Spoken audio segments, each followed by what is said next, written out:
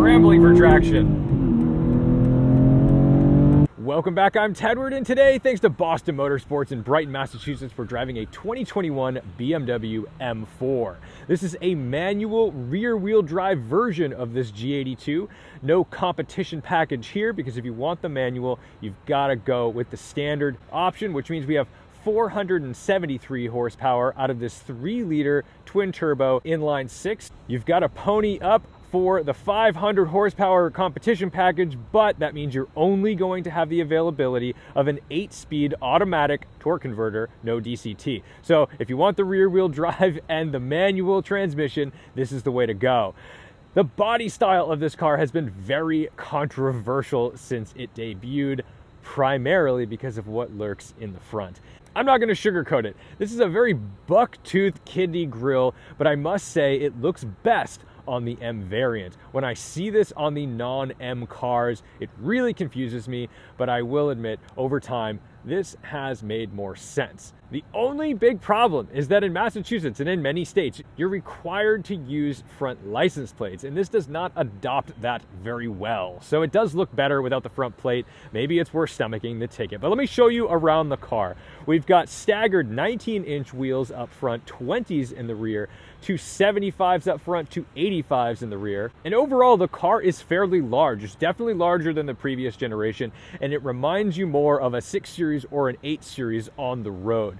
However, styling choices are actually really subtle and beautiful. I love this rear end. I love that we get the iconic M quad exhaust with these monster cannons shooting out the back, and you have an adjustable exhaust system that makes it quiet or loud on demand. As far as the rear taillights go, I feel like it's got more of a Lexus vibe. This car went a little bit Japanese for the Germans, but that's all right.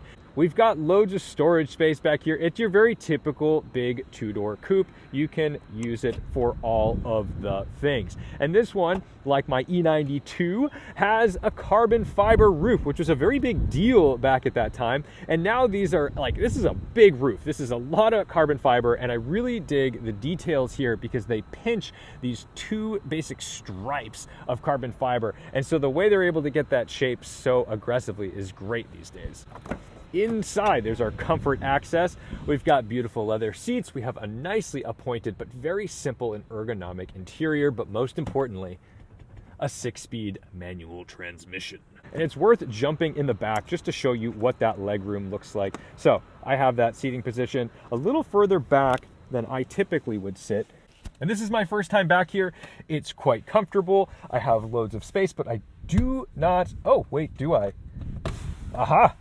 Weird. So I have a pass-through, but it sort of serves as an armrest. I don't really think that's what it's intended to be. Okay, guess it's a driver's car, not a passenger's car. But there are a couple places to charge your phone, and you've got your climate control. Very simple.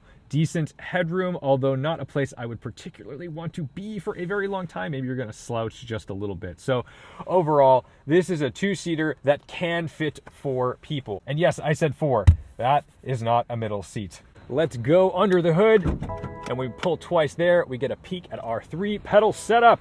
Under the hood, a familiar sight, the S58, the M variant of the B58. Pretty potent, good throttle response. It does the job. It's still an inline-6, so it holds on to the heritage of the BMW M brand, even though they've strayed from that path occasionally with the E92 and a high-revving V8. We won't hold it against them. That was a fun time, but this is 2022. We're not able to go and run 8,600 RPM V8s anymore. We've got to be more eco-conscious.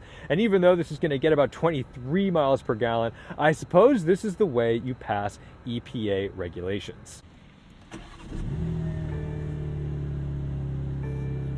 It's gonna give us a little bit of a warning for TPMS. It is an unusual temperature today in the winter, and I just checked the tire pressures. We are fine. They're off by like a PSI, and it's barking. So good on it for being sensitive. Listen to this thing at idle. A little rev. Unlike my E92, this does not have the BMW butler that hands you your seatbelt. That's kind of an interesting thing to take away from the car, but It very rarely worked on my car anyway, so I guess it's not much of an omission. In normal mode, this gauge layout, still not my favorite, but it's BMW nomenclature. It's what they do now. This is their design language. And just like old Aston Martins, you've got the gauges going toward each other, so an anti-clockwise tachometer. But if we put it in M mode, it gives us the dual tachometer and then a nice big tach up on the heads-up display.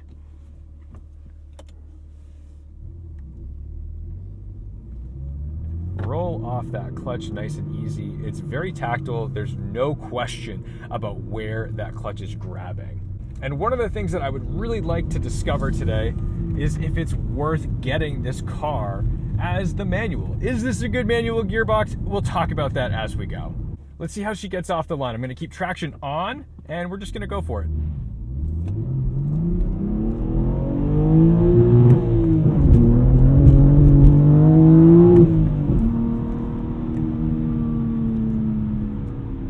Wanted to get an idea of how limiting traction control was going to be. This is a very tire spinny happy kind of rear end.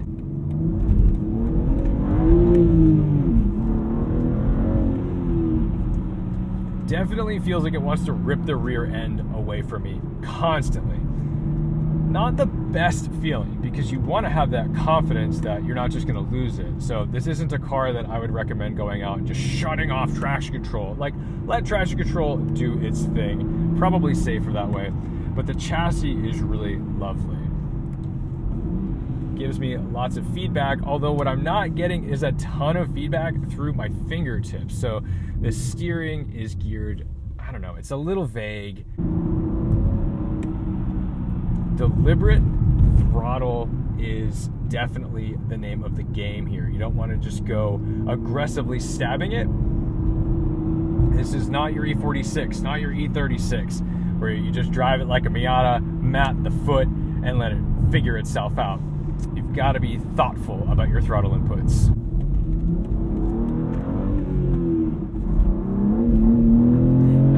Scrambling for traction.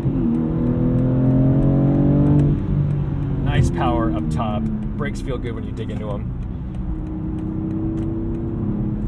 Little slippy. Definitely a rear happy car.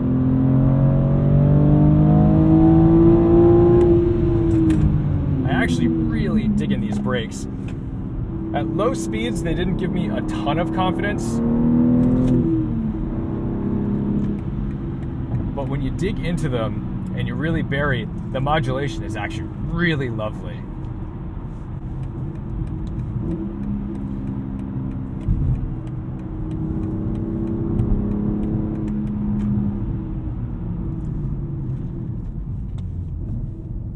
If I'm honest, I do feel like a bit of the old BMW balance magic has been lost in this last two generations, and this G82 is no different.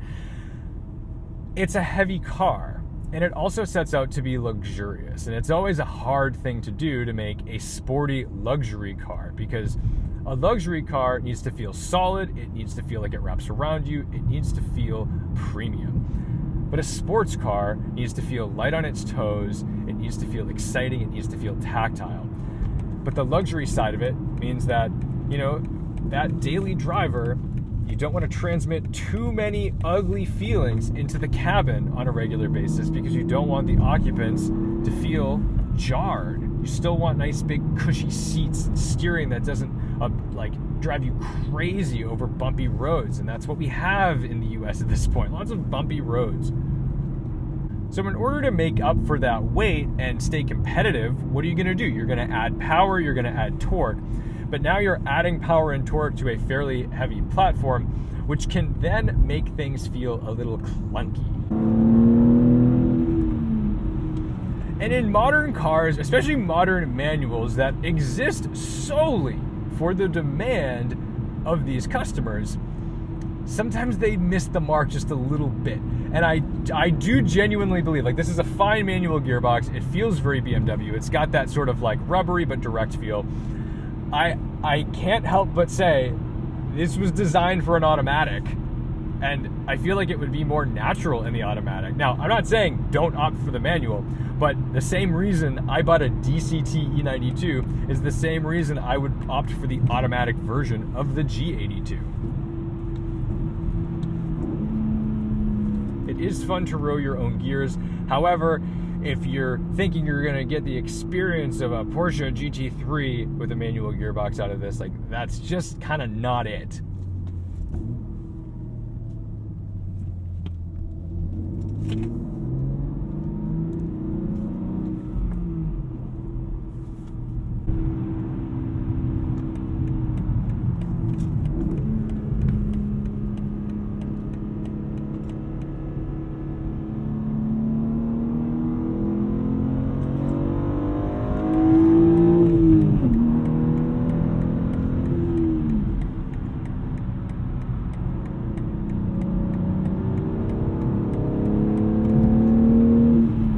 Third and fourth gear really comes alive where you can genuinely put power down. Again, we're on like a 55-degree day. It's a little salty, it's a little wet, it's a little greasy.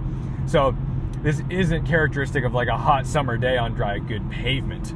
Cruising along in road mode behind a double wiper Camry wagon, very cool. Pretty comfortable. I've got 2,500 RPM at 66 miles an hour. For all the reasons I think the steering is a little vague for like genuine sporty driving, I think that's where it shows and shines on the highway. And we've got the power even in third gear.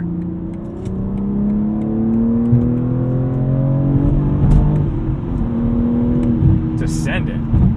And I love the character of this engine because it just pulls and pulls and pulls to redline. I love this seating position. I love this seat. I've got great side bolsters for my legs and for my back. I feel like I can chuck it into a corner and it's not going to toss me out of the seat. I'm really low in the chassis. I can look kind of directly at the top of this steering wheel. That's where I'd like to be. My E92 can't do that. F80 gave me the opportunity to sit low, and they've kept that with the G80 platform. Let's feel out these brakes from about 70. Oh, beautiful, nice smooth stop. I feel like I can really trust the power that it's delivering because I've got the brakes to back it up. That's always important. So in that regard, quite balanced.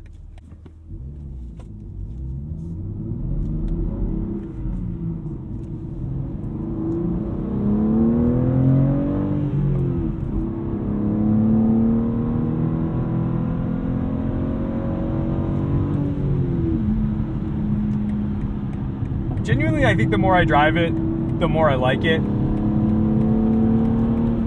I think a lot of cars these days, new cars, especially when they're fitting manual transmissions, they're not initially intuitive.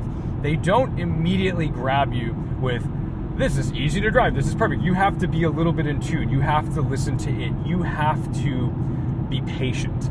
And I think I'm learning to be patient with it. I want to just rip on it. I want to just send it. That's really never been a BMW thing, though. BMWs are not straight line cars. They're not really drag racers. So in that regard, I can't fault it because that's just never really been the ethos of the M3 or M4. But going down through the gears is just beautiful. And I do love this gearbox because it's very easy to find your gait. You're never questioning what's happening. And I gotta say, even at low speeds, you appreciate the way this turns into a corner. I really do find it charming. I think you've just gotta be conscious about your right foot because you could upset things in a heartbeat. So, would I recommend this car to people? I think it really is a polarizing thing because for BMW purists, old school BMW lovers, I don't know that you necessarily get in here and feel what you want. You'll find a lot of the inputs are familiar. The shift feel, the clutch engagement, and the brakes. Definitely very BMW in all regards. But I do think that there are concessions that the M division has made that has made these cars just a little bit softer, but also faster. And there's kind of a weird balance there where it took away some of the old school character that we were familiar with, some of that balance between chassis and power. And just like any good BMW M product, it needs to be able to tackle a back road. And it needs to be able to tackle a back road at like relatively low speeds and still be entertaining. And I think that is what it does.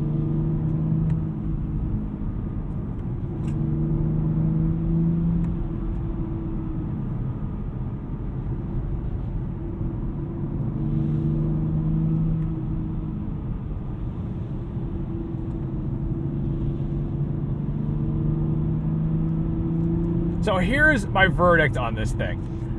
I think it's a little clunky, but I think I'm also contributing to the clunkiness. I'm being a little impatient with it. I want it to go, and I want it to put down the power, and I want to get out of that clutch and send it. We're not in the greatest conditions, and this car definitely feels like it was designed with the automatic in mind, and this is just kind of a people pleaser, but they didn't do a bad job with it. It's still a good transmission, and I can see why someone would want this. I'm having fun rowing my own gears, and like I said, the point of a BMW M product is not to go drag racing. It's to go carving some back roads, occasional track days, and running through that, second, third, fourth.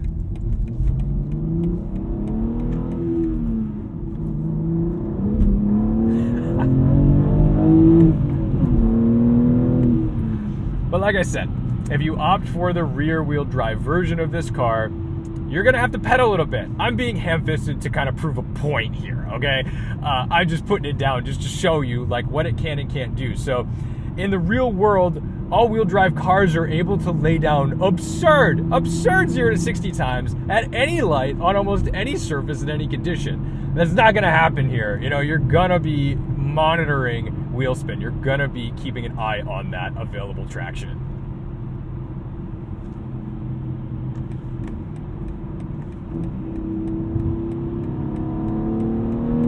But when you're able to tackle an on-ramp in the thing,